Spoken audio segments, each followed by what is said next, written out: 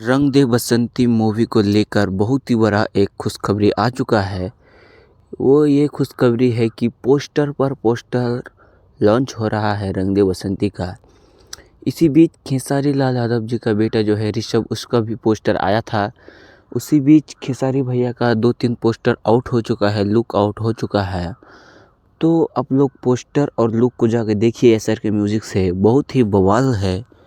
तो मैं तो सोचता हूँ ये जैसे हिंदी में एक मूवी बना था, कौन सा मूवी था रहा, बॉर्डर। बॉर्डर का क्या कहेगा नाम था, हिंदी में एक मूवी बना था, ठीक है। इसमें बहुत ही सुपरस्टार को दिखाया गया था।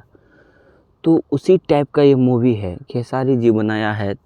बहुत ही बवाल मूवी है, भोजपुरी में तगड़ा मूवी रंग दे बसंती को माना जाएगा, क्योंकि ये पहले से ही सुपर डुपर हिट है ये मूवी।